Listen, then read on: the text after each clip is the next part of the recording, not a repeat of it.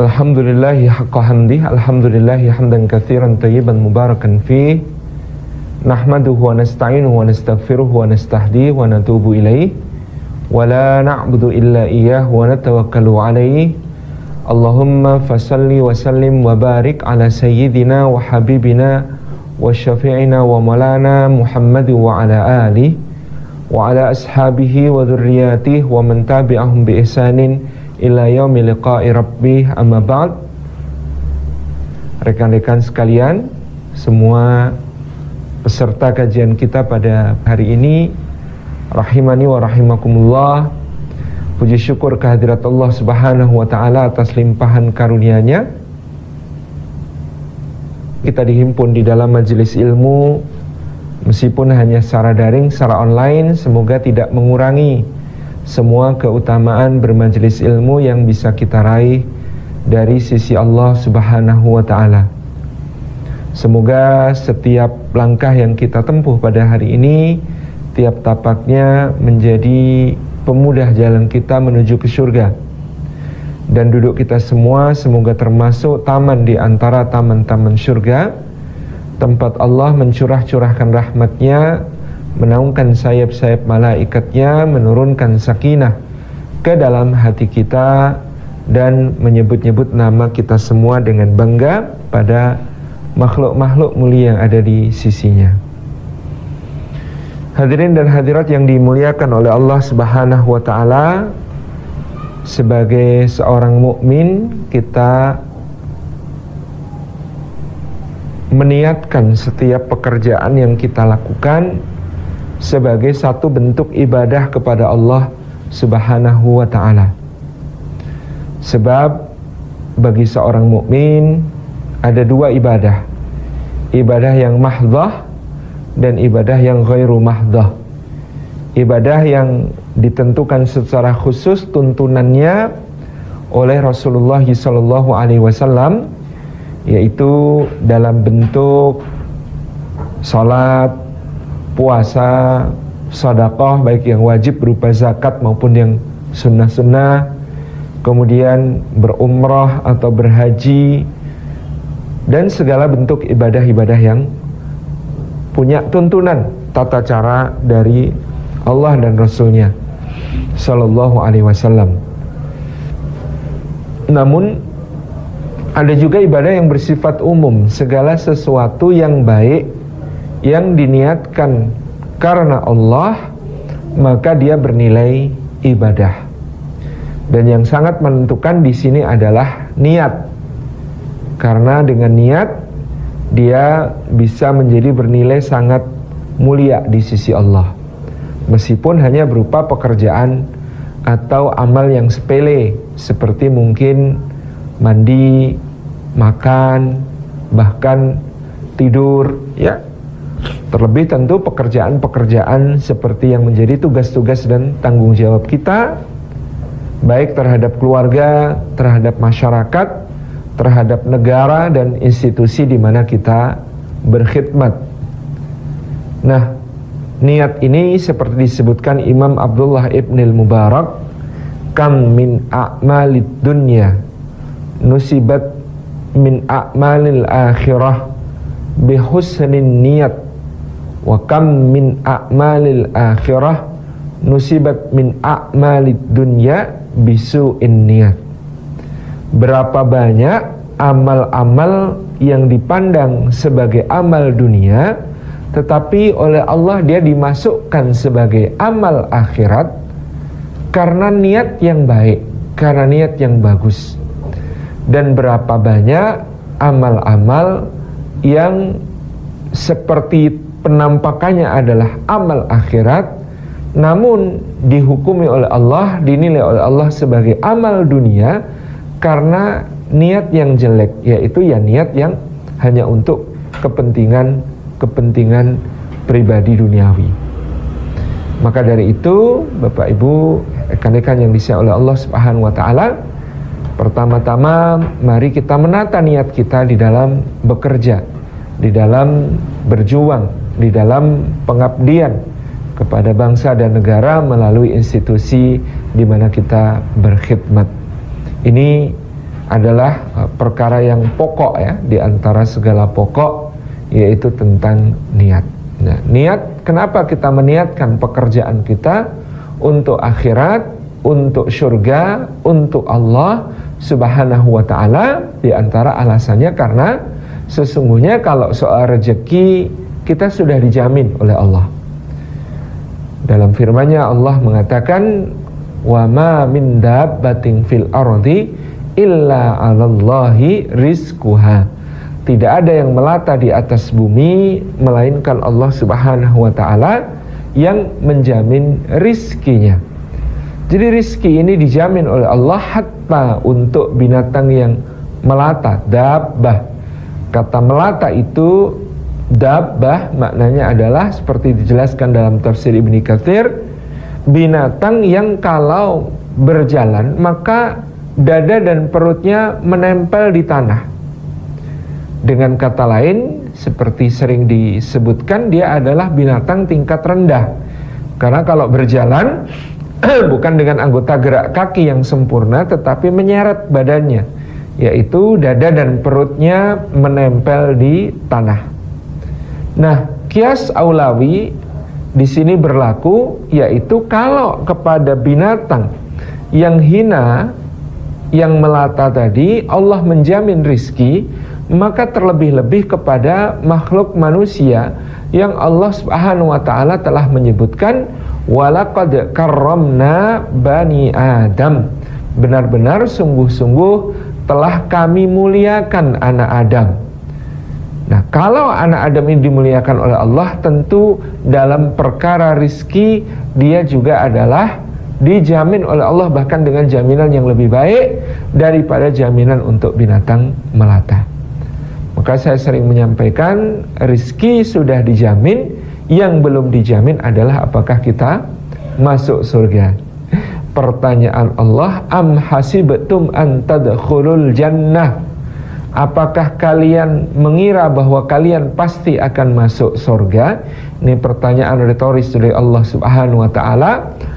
Ya, kata Allah, padahal Allah belum menguji di antara kalian sehingga Allah menampakkan bukti manakah orang yang imannya benar, manakah orang yang imannya sekedar di lisan saja, tidak sampai ke hati dan tidak dapat dibuktikan dengan amal perbuatannya.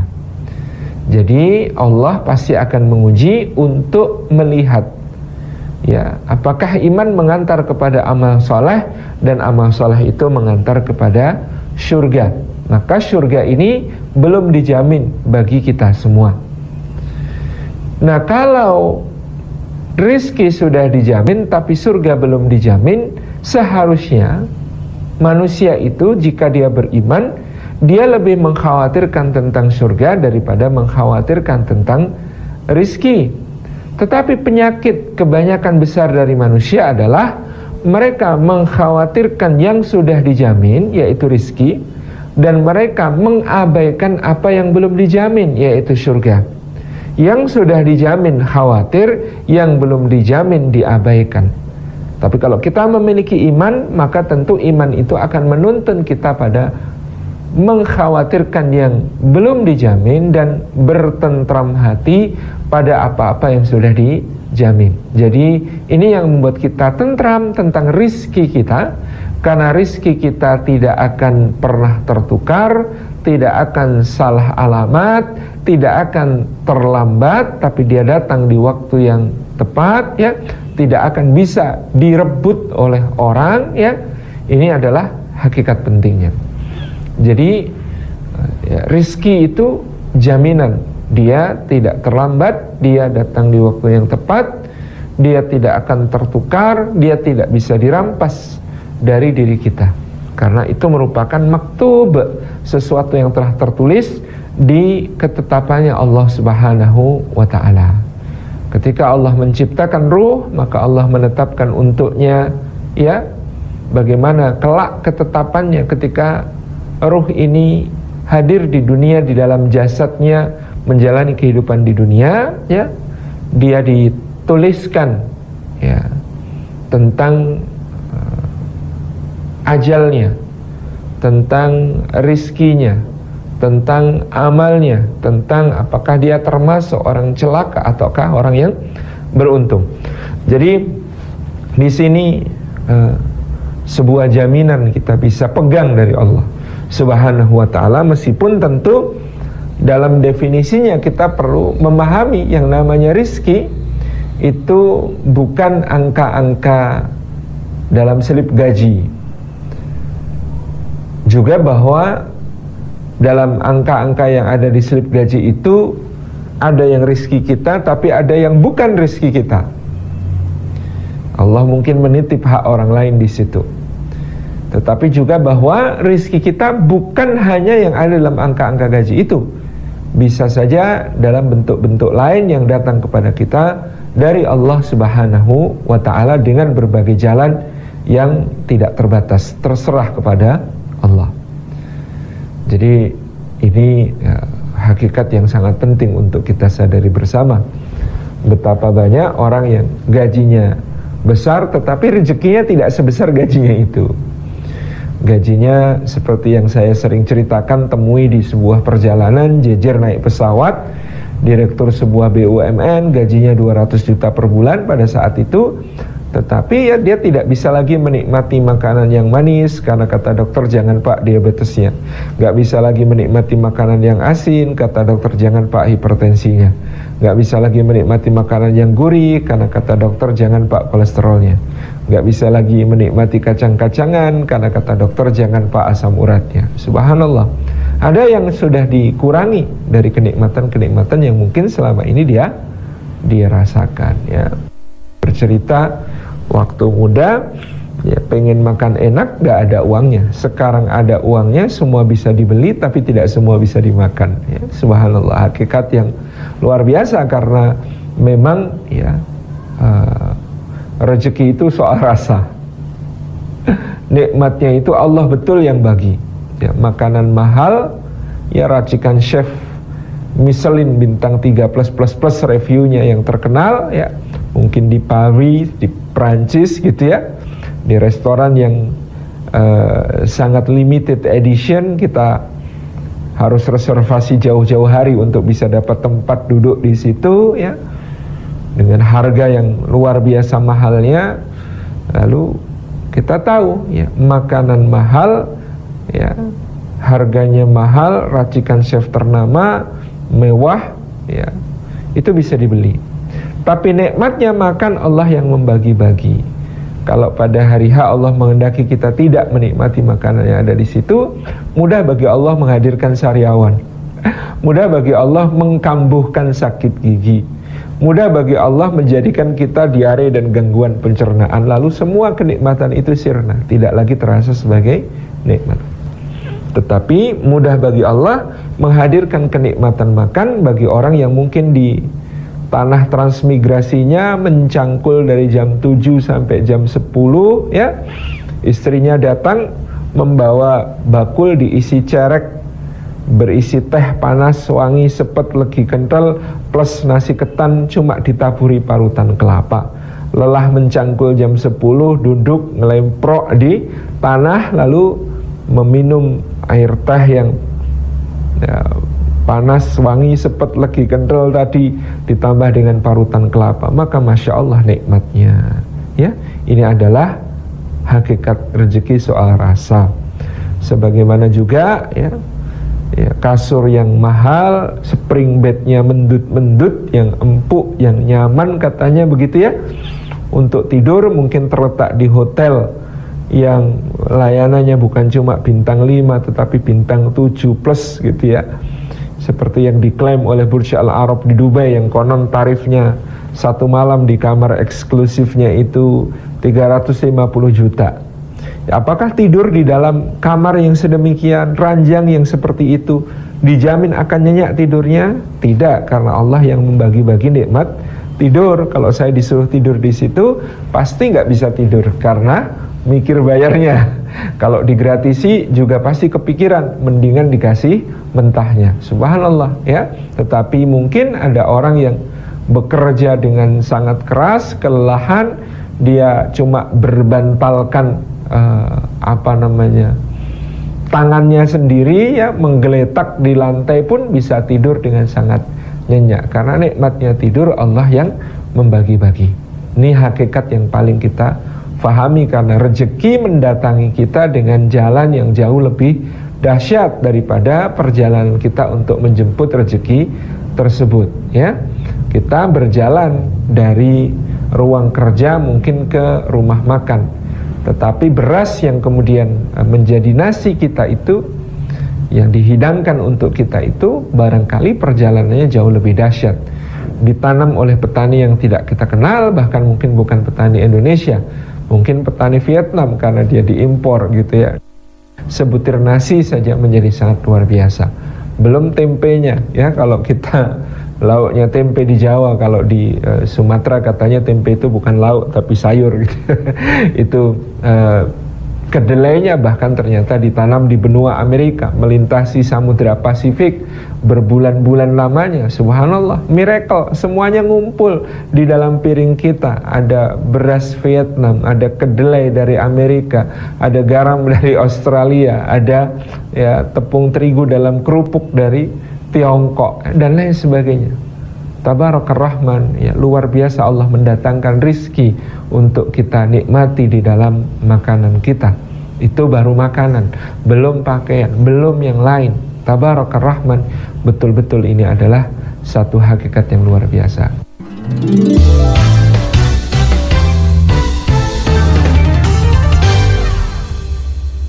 Rekan-rekan sekalian, rahimani wa rahimakumullah, meskipun kita mau berkata ini hartaku, ini hartaku, ini hartaku, pada hakikatnya yang merupakan harta kita adalah apa yang kita makan sampai habis, apa yang kita pakai sampai usang, dan apa yang kita nafkahkan di jalan Allah, kita infakkan di jalan Allah, yang akan kita dapati berlipat ganda kelak balasannya di sisi Allah Subhanahu wa ta'ala.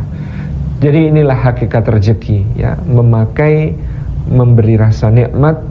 Tapi berkah adalah kalau rezeki yang kita konsumsi itu menjadikan kita semakin dekat dengan Allah, semakin mesra dengan Allah, semakin merasa diawasi oleh Allah dalam setiap tindak tanduk di pekerjaan kita ya, termasuk ketika menjalankan tugas sebagai abdi negara, yaitu bahwa kita bukan hanya diawasi oleh CCTV, oleh inspektorat, oleh atasan, supervisor ataupun manajer ataupun director, bukan, tetapi yang mengawasi kita adalah Allah Subhanahu wa ta'ala.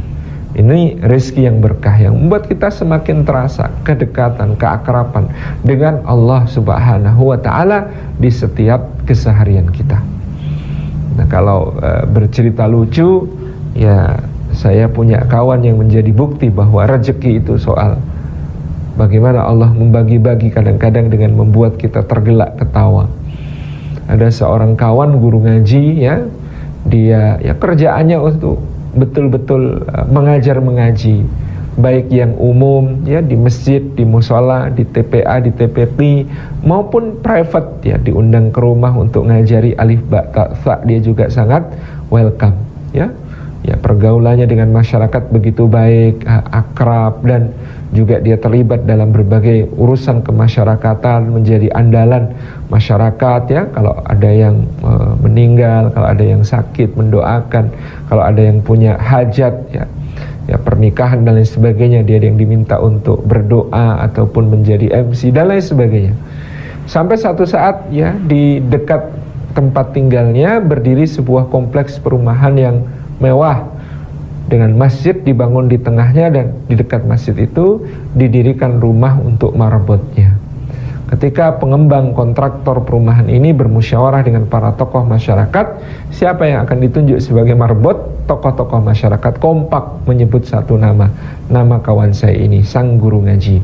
Ya karena pergaulannya baik, akhlaknya mulia, dikenal gitu ya. Udah, dia saja yang kemudian direkomendasikan menjadi marbot. Tinggal di situ dia mengajar ngaji, mengumandangkan adzan, mengimami salat, dan terus ya memberikan pembinaan, menghidupkan kegiatan masjid.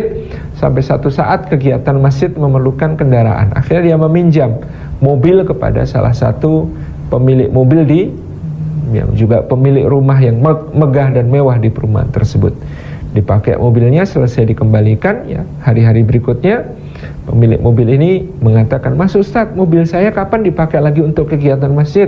Masya Allah kalau dipakai Mas Ustadz itu seneng nih, dan berkah rasanya. Ini kalau habis dipakai Mas Ustadz itu rasanya mobilnya tambah enak, baunya tambah wangi. Pokoknya kapan Mas Ustadz dipakai, tolong dipakai lagi ya mobil saya." Ya. Tetangganya sebelah protes, "Mas Ustadz, jangan mobilnya Bapak ini terus loh ya, gantian mobil saya juga dipakai untuk kegiatan biar dapat pahala sayanya." Yang sebelahnya lagi komplain, "Dijadwal dong Mas Ustadz, Bapak itu mobil untuk hari Senin, ini untuk Selasa, saya untuk hari Rabu dong ya, biar semuanya kebagian pahala." Maka setiap hari Mas Ustadz kita ini ganti mobil gitu ya. Yang penting kan pakainya, bukan milik siapa. Jadi dia setiap hari ganti mobil, dan ternyata para pemilik mobil, ya, pemilik rumah megah dan mewah di perumahan ini, ya setiap hari pergi ke kantor naik sepeda sesuai dengan anjuran dokter. Tabarakallah. Jadi ini hakikat yang paling penting untuk kita fahami. Rezeki itu jaminan, dan rezeki itu jangan ditafsirkan hanya berupa hal-hal yang bersifat material, bendawi, tapi bahkan ketentraman, kesehatan, ya, rukunnya keluarga, sakinah, mawaddah, penuh rahmah, ya, berkah hidupnya, ya, dalam kehidupan, ya, tentram, ya, mampu melaksanakan berbagai ibadah, termasuk bahkan mungkin sholat berjamaah ke masjid, ya, berpuasa sunnah, atau mungkin bahkan menunaikan umroh, ya, semua itu adalah rezeki. Nah, untuk menjemput rizki yang berkah tadi, kita bekerja, tetapi niat dari bekerja itu bukan mencari rizki, karena rizkinya sudah dijamin tadi. Niat kita bekerja adalah untuk ibadah. Nah, apa makna niat ibadah dalam bekerja itu? Yang pertama, Bapak Ibu yang dirahmati Allah, niat bekerja dalam ibadah dimaknai sebagai cara kita menggugurkan dosa-dosa kita. Dalam sebuah hadis yang meskipun tidak mencapai derajat sahih, dalam syarahnya Imam Nawawi mengatakan hadis ini bisa menjadi penyemangat keutamaan bekerja, di mana Rasulullah SAW dinisbatkan, beliau bersabda, ada dosa-dosa yang tidak bisa digugurkan dengan istighfar, tidak bisa digugurkan dengan ibadah salat, ibadah puasa, ataupun sedekah. Tetapi dosa-dosa itu bisa digugurkan dengan lelahnya badan, penat dan pegalnya tubuh sesudah bekerja di siang hari dalam rangka menjemput nafkah untuk keluarga. Jadi ini yang pertama, kenapa kita bekerja dalam niat ibadah, ya, karena rezeki sudah dijamin, maka niat kita bekerja untuk ibadah itu disebabkan atau diasasi keinginan kita untuk mendapatkan ampunan Allah. Ada dosa-dosa yang tidak bisa diampuni hanya dengan istighfar, dengan sholat, dengan puasa, dengan sedekah, tapi dosa itu bisa digugurkan oleh Allah Subhanahu wa Ta'ala karena kelelahan kita pada siang hari setelah siang bekerja di jalan Allah, bekerja untuk Allah, diniatkan karena Allah untuk, ya, menjemput nafkah, ma'isyah, rizki bagi keluarga kita. Jadi ini yang pertama, kenapa disebut bekerja ibadah, karena kita meniatkan kerja ibadah kita untuk menghapus dosa-dosa. Yang kedua, kenapa kerja disebut ibadah, ya? Karena kita bekerja dalam rangka bersyukur kepada Allah. Yang pertama dalam rangka menghapus dosa, yang kedua dalam rangka bersyukur. Dalam Al-Qur'anul Karim, Allah Subhanahu wa Ta'ala berfirman kepada keluarga Nabi Dawud alaihi salam, ya, i'mal ala Dawud syukran wa qalilan min ibadiyasy syakur. Bekerjalah wahai keluarga Daud alaihi salam untuk bersyukur, karena sesungguhnya sedikit sekali di antara hamba-hambaku yang pandai bersyukur. Ini hakikat yang sangat penting. Jadi kita dikaruniai oleh Allah otak, akal, pikiran, hati, kita dikaruniai Allah mata dan pandangan, kita dikaruniai Allah telinga untuk mendengar, kita dikaruniai Allah lisan untuk bicara, kita dikaruniai panca indera yang lengkap, dikaruniai tangan untuk bertindak, kaki untuk melangkah, semuanya dalam keadaan sehat walafiat gitu ya. Maka selama kita masih bisa mempergunakannya untuk bekerja, kita gunakan bekerja dengan niat mensyukuri semua anugerah anggota badan yang dikaruniakan untuk kita ini oleh Allah Subhanahu wa ta'ala. Jadi rekan-rekan yang disayangi oleh Allah, Bapak Ibu hadirin hadirat sekalian, setelah yang pertama niat menggugurkan dosa, yang kedua bekerja itu niat untuk bersyukur kepada Allah. Ya, kita sudah dikaruniai oleh Allah segala hal yang kemudian bisa kita manfaatkan untuk memberi karya kepada orang-orang di sekitar kita, membawa manfaat bagi keluarga, bagi masyarakat, bagi bangsa, bagi negara, maka kita pergunakan semuanya dengan penuh syukur kepada Allah Subhanahu wa ta'ala. Dengan pendidikan kita syukuri dengan bekerja, dengan keterampilan kita syukuri dengan bekerja, ya. Dengan wawasan kita syukuri dengan bekerja, dengan kejelian kita syukuri dengan bekerja. Ini adalah i'mal ala Dauda syukran wa qalilan min ibadiyasy syakur. Bekerjalah hai keluarga Daud untuk bersyukur, sedikit sekali di antara hambaku yang pandai bersyukur. Yang ketiga, kita bekerja, Bapak Ibu rahmati Allah, untuk menegakkan punggung dan menjaga kehormatan kita. Jadi mungkin kita tidak bekerja pun rezeki Allah akan datang, tetapi bekerja itu adalah kehormatan bagi kita ya kepada Allah Subhanahu wa ta'ala, dan kehormatan bagi kita di sisi manusia ya. Ada seorang yang tiap hari dilihat Sayyidina Umar kok berada di Masjid Nabawi untuk beribadah terus. Maka Sayyidina Umar bertanya, "Hai saudara, apa yang kau lakukan di sini?" Orang itu menjawab, "Saya beribadah ya Amirul Mukminin." "Bagaimana dengan nafkahmu, nafkah keluargamu? Siapakah yang menanggungnya?" "Oh, ini saya memang bagi tugas sama saudara saya. Saudara saya bertugas bekerja mencari nafkah untuk keluarga kami berdua, sedangkan saya berada di masjid untuk selalu mendoakan dia dan beribadah dengan diniati untuk mendoakan semuanya." Gitu. Maka Sayyidina Umar berkata, "Subhanallah, saudaramu itu lebih ahli ibadah daripada dirimu ya. Masa satu bekerja, satu berdoa?" Tapi kata Sayyidina Umar, ya, saudaramu yang bekerja itu lebih ahli ibadah daripada kamu yang terus-menerus hanya berdoa di dalam masjid gitu ya. Yang berikutnya, kita bekerja itu untuk menjadi lantaran jalan rizki dan kemanfaatan bagi sesama, yang itu akan menghasilkan pahala yang lebih besar lagi. Jadi merangkum ya poin sebelumnya dengan poin yang ini, ada cerita yang sering diceritakan dengan sangat menarik oleh Imam Ma'ruf Al-Karhi ya. Imam Ma'ruf Al-Karhi ini menceritakan ya, pada suatu hari aku menghadap kepada guruku Imam Ibrahim bin Adham. Lalu aku mengatakan kepada Ibrahim bin Adham, "Wahai guru, mulai sekarang aku sudah faham bahwa rezekiku itu pasti datang meskipun aku tidak berikhtiar, karena rezeki merupakan jaminan Allah. Jadi mulai sekarang aku tidak akan bekerja lagi, aku akan memfokuskan diriku khusus hanya untuk beribadah kepada Allah.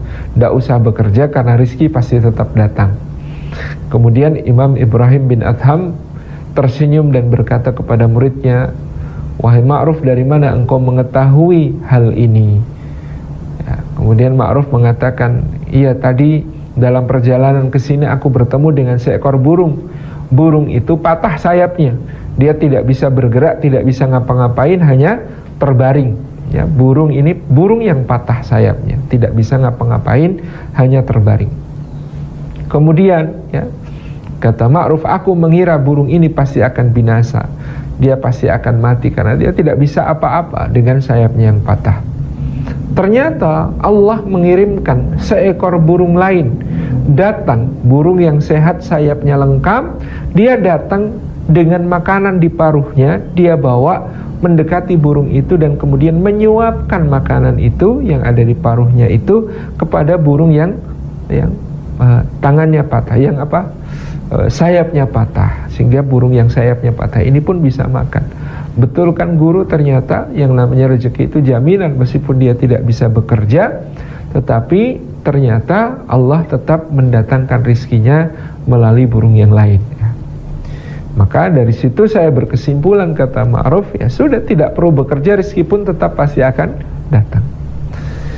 Kata Imam Ibrahim bin Adham, persoalannya adalah mengapa engkau bercita-cita menjadi burung yang sayapnya patah? Mengapa engkau tidak bercita-cita menjadi burung yang sayapnya utuh, yang dengan sayap utuhnya itu dia bisa bekerja untuk memenuhi kebutuhan dirinya sendiri dan bahkan untuk membantu sesamanya, yaitu burung yang sayapnya patah tadi. Jadi ini pertanyaannya luar biasa. Mengapa engkau bercita-cita menjadi burung yang sayapnya patah? Mengapa engkau tidak bercita-cita menjadi burung yang sayapnya utuh, yang dengan sayap utuh itu dia bisa bekerja untuk memenuhi kebutuhannya, maupun juga untuk membantu, menolong saudara-saudaranya, seperti yang dia lakukan kepada burung yang sayapnya telah patah. Tabarakar Rahman, ini adalah hikmah yang sangat luar biasa, yaitu kita bekerja untuk menjadi jalan rizki bagi orang lain, jalan rizki bagi anak yatim, jalan rizki bagi fakir miskin, jalan rizki bagi orang-orang du'afa yang memerlukan, yang membutuhkan, dengan apa yang kita bagi bersama mereka. Karena kita tahu, ya, bersedekah tidak akan mengurangi rizki kita. Bersedekah, ya, tidak akan membuat kita miskin. Bersedekah bahkan akan membuat harta kita bersih, diberkahi Allah, dilipat gandakan Allah, dan bahkan juga akan mengalirkan pahala yang tidak putus-putus bagi kita selama dia bermanfaat bagi orang-orang yang merasakannya. Ini yang berikutnya. Jadi, ya, kita bekerja dalam rangka ibadah itu, ya, yang pertama menggugurkan dosa, yang kedua sebagai ungkapan syukur, yang ketiga untuk menegakkan kemandirian dan kehormatan kita, yang keempat adalah untuk menjadi jalan rizki bagi sesama kita, yang dengan itu kita mendapatkan pahala besar dari Allah Subhanahu wa ta'ala. Maka ikhwan dan akhwat, rekan-rekan semuanya yang disayang oleh Allah Subhanahu wa ta'ala, bagaimana caranya bekerja yang punya nilai ibadah, menghasilkan berkah, dan lelahnya bisa mengantar kita ke jannah ini? Yang pertama, dia harus ikhlas, ya. Bekerja itu kalau diniatkan ibadah, maka syarat mendasarnya adalah niatnya ikhlas karena Allah. Ya, niat ikhlas ini memang tidak mudah untuk diperjuangkan, ya. Kita membersihkan segala hal-hal yang lain, motivasi-motivasi yang lain yang ada di hati kita, memfokuskan hanya untuk mendapatkan keridhaan Allah Subhanahu wa ta'ala. Ini yang penting untuk kita lakukan. Jadi saya sering mengumpamakan, ya, mengamalkan dengan niat ikhlas, niat akhirat, niat karena Allah, itu pasti akan mendapatkan dunia. Tapi kalau kita niatnya dunia, kita tidak akan mendapatkan apa yang ada di akhirat. Kata orang Jawa, tuku sapi oleh tali, tuku tali ora oleh sapi, gitu ya.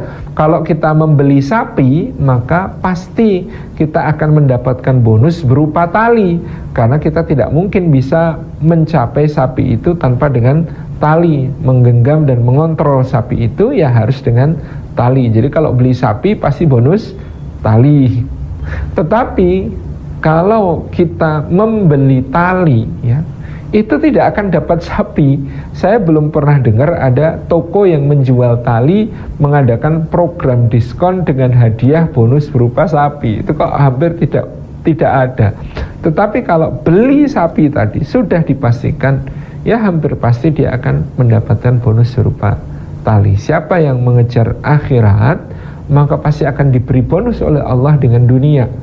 Tetapi siapa yang meniatkan hanya dunia, maka dia sama sekali tidak akan mendapatkan bagian dari akhirat.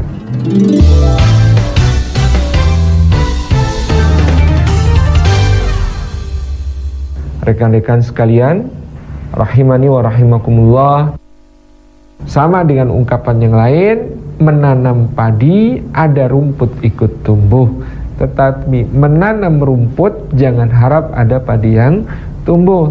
Jadi kalau kita menanam padi meniatkan akhirat semata-mata, maka rumput pun ikut tumbuh, dunia kita pun ikut subur. Tetapi kalau kita hanya meniatkan menanam rumput, ingin mengambil dunia, maka kita akan kehilangan akhirat. Kita tidak akan mendapatkan akhirat di sisi Allah yang jauh lebih baik, jauh lebih kekal, jauh lebih penuh kenikmatan di sisi Allah Subhanahu wa ta'ala. Jadi ini, niat ini penting untuk ditata.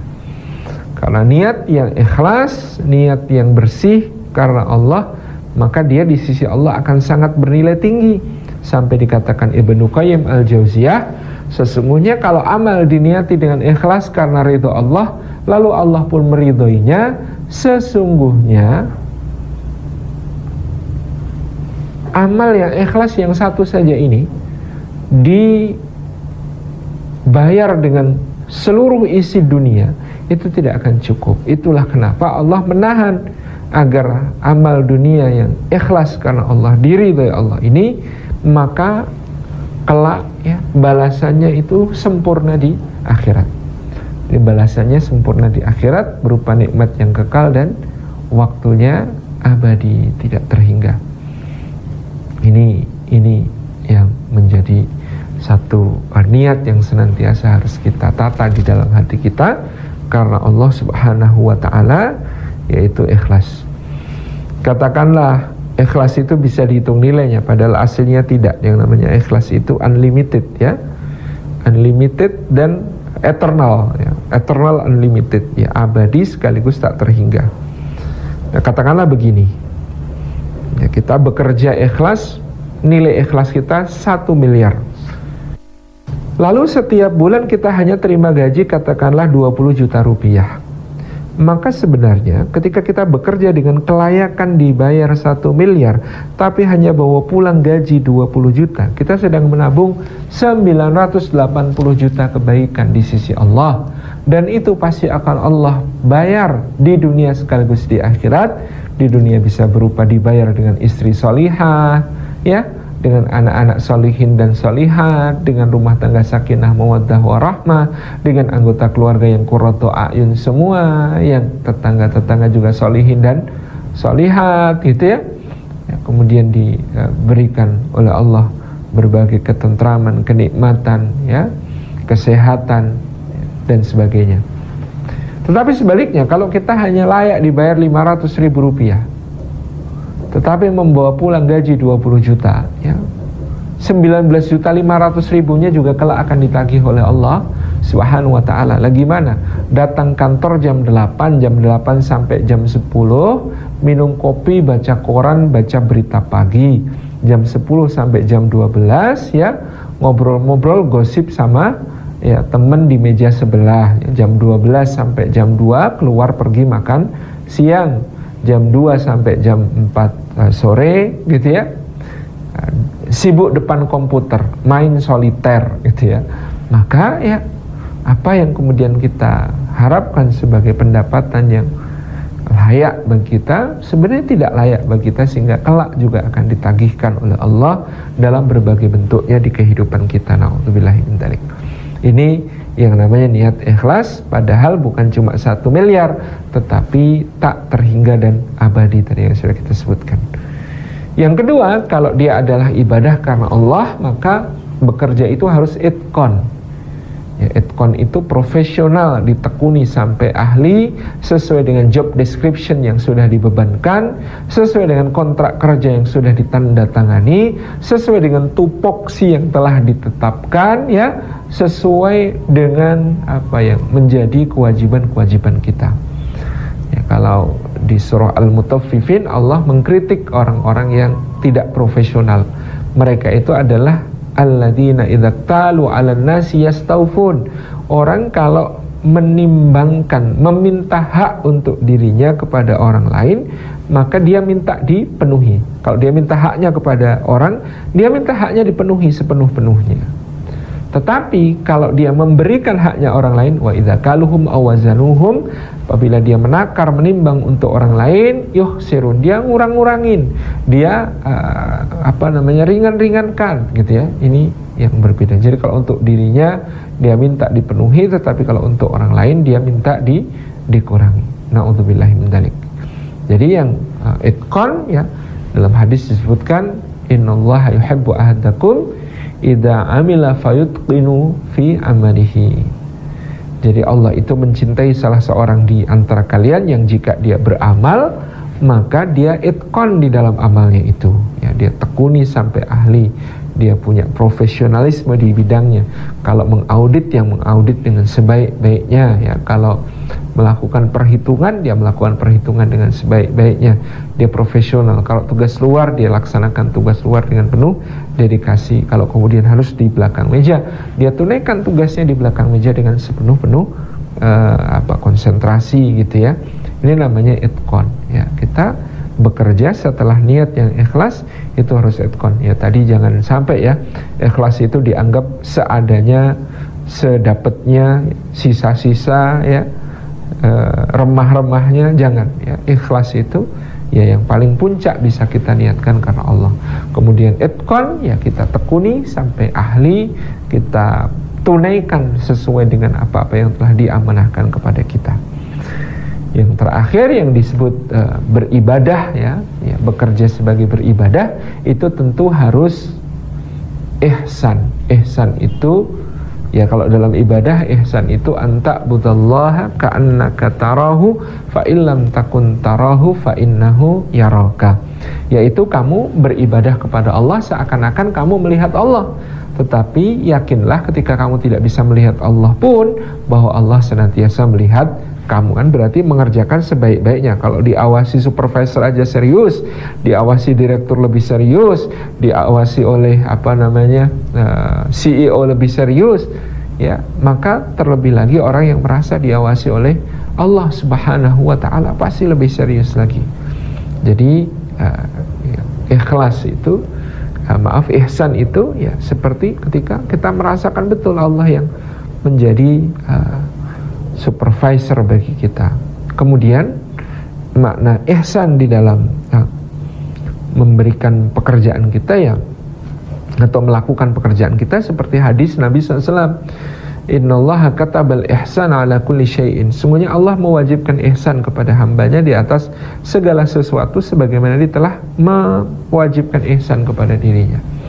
Jadi wa ahsin kama ahsanallahu ilaik, dan berbuat ihsanlah sebagaimana Allah telah berbuat ihsan kepadamu. Dalam hadis itu yang tadi kita bacakan, seorang mukmin itu harus ihsan dalam berperang ya. Rasulullah itu menetapkan aturan peperangan yang dikomentari oleh seorang pakar sejarah dari Jepang. Ini kalau orang Jepang disodori aturan perangnya Nabi Muhammad SAW, kata orang Jepang mendingan gak perang ya, karena sangat sulit dilakukan itu aturan perangnya Rasulullah itu ya.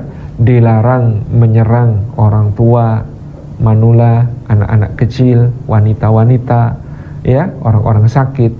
Dilarang untuk menyerang atau menghancurkan rumah ibadah, gereja, sinagog, kuil dan sebagainya.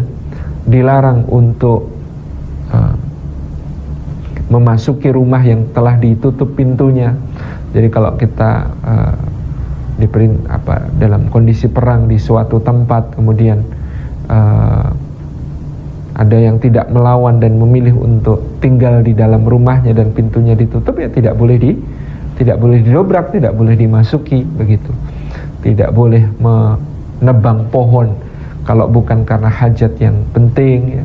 Tidak boleh menyembelih atau membunuh hewan ternak bukan karena keperluan, kalau bukan karena keperluan untuk dimakan dan seterusnya ya. Tidak boleh ya merusak jenazah, tidak boleh memutilasi. Kalau membunuh harus dengan cara membunuh yang paling tidak menyakitkan ya. Kalau punya pedang, pedangnya harus tajam, dan kalau punya senjata, maka senjata itu tidak boleh menyiksa, seterusnya. Itu tadi ya, kalau aturan perang dalam Islam kayak gitu itu, kalau orang Jepang disodori aturan perang kayak begitu, mendingan gak perang gitu. Gak bisa dilaksanakan kata mereka. Tapi ternyata Rasulullah mampu melaksanakannya. khalifah-khalifahnya mampu melaksanakannya, sehingga menjadi kebajikan yang tidak pernah berhenti menjadi buah bibir sepanjang sejarah, gitu ya, karena luar biasanya aturan itu ihsan. Demikian pula ihsan ketika menyembelih, ya, hendaklah menajamkan pisaunya, hendaklah kemudian menyenangkan binatang yang hendak disembelih. Ini semuanya adalah dalam rangka ihsan. Dalam makna bekerja, maka ihsan itu juga bisa bernilai added value, ya, nilai tambah, sesuatu yang kita lakukan melampaui apa yang diharapkan oleh penikmat kerja kita, ya, klien kita dan lain sebagainya, itu ya, merasa mendapatkan lebih dari diri kita karena kita telah bekerja dengan berbuat baik, ya. Saya misalnya pekerjaan tertulis sebagai penulis, tapi added value yang saya tambahkan adalah saya bisa berbicara untuk menjelaskan dan mempromosikan buku saya dengan kalimat-kalimat yang baik, dengan pembicaraan yang baik, itu contoh, gitu ya. Added value bagi seorang di kantor DJP misalnya, saya sering menyampaikan, oh, dia punya added value karena memang hobinya fotografi, maka added value-nya selain dia pegawai yang baik melaksanakan semua tugasnya dengan sempurna, dia juga menjadi fotografer di acara-acara yang diselenggarakan sehingga didapatkan dokumentasi yang baik, gitu. Dia punya added value dalam soal-soal yang lain, apapun itu. Jadi kalau kita punya added value, punya nilai tambah yang positif di berbagai profesi yang kita jalankan, maka insya Allah itu tidak akan pernah hilang. Tidak hilang di dunia, tidak hilang di sisi Allah. Ya, ini sebagai cerita penutup, saya sering menceritakan kisah ini. Ada seorang yang menjadi resepsionis sebuah motel di pedesaan Illinois, ya.